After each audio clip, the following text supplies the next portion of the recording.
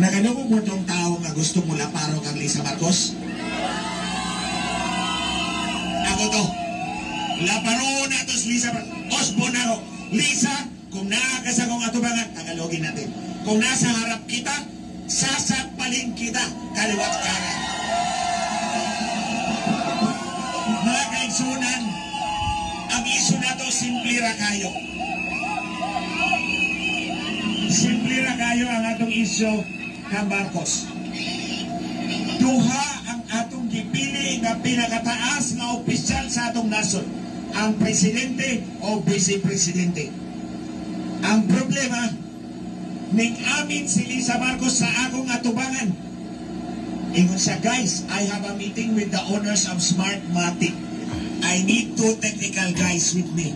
Tapos gitudlo ako, but not you because they hate you so much. So kaibaon ako, nakipaligyan ako ni Lisa Marcos. Sa Smartmatic, kabaylo, pagtikas sa eleksyon. Mauna, mga kaigsunan, dili ni away, wala ko mga riniri para mudapit ka President Duterte. Ningari ko para ipaibaw sa inyo ha, na kining bangag nga presidente, wani katungod, molingkod sa Malacanang. Mabitaw na. Kanang PBBM, Pangulong Bangag, babagsak maya-maya. Pangulong Bangag, babagsak maya-maya. Mga kaigsunan, kini ha? Gi-interview si Lisa Marcos, di ba?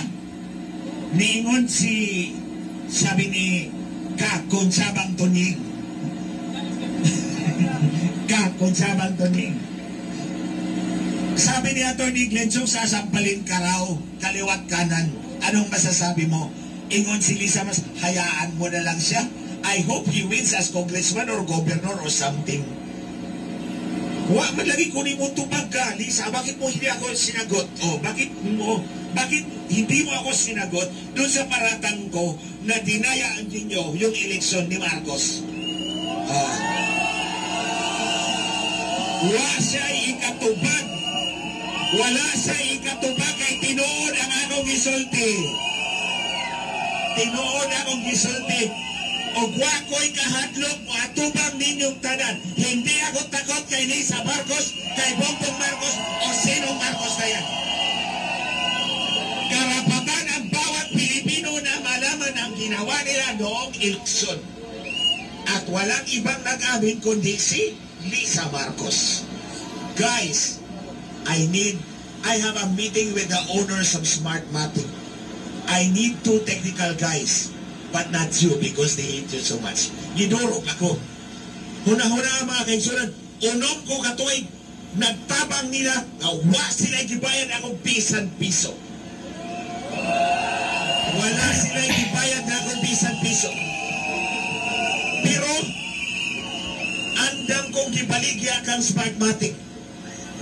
Kung kaya nilang traidoran ko, kaya nilang traidoran kitang tanan. Sanglit mga kaigsunan, mubarugta karon. Pawion nato ang atong kaubaon kingan kanila. Kay wala sila'y katungod, kay gintikas nila ang atong eleksyon. O huway lain, nagpabilin na opisyal na tinuod na gipili sa katawan, kundi si Sara Duterte.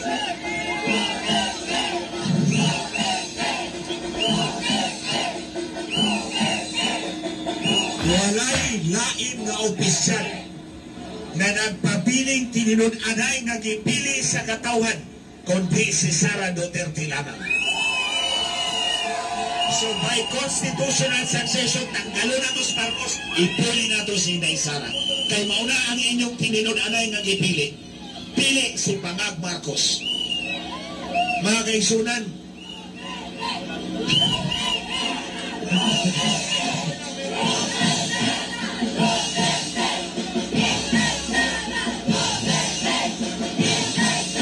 okay, manas ako. Abi ninyo, Pag una na akong bulgar kang Lisa Marcos sa Davao, pag uli na ako sa Manila, na ako'y disbarment nga kaso.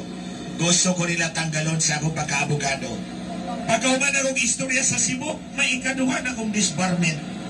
Pag ikatulo na akong istorya sa Tagum, pag landing na ako sa Manila, may ikatulong disbarment.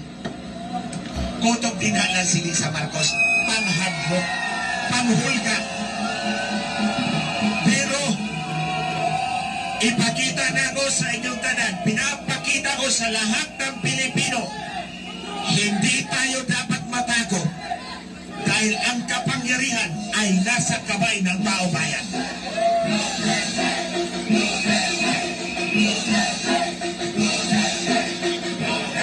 Okay, ganito. Mamaya na naman, ha? I would like to introduce you to our former Executive Secretary, Vic Rodriguez. Vic, palakpakan po natin si Vic Rodriguez.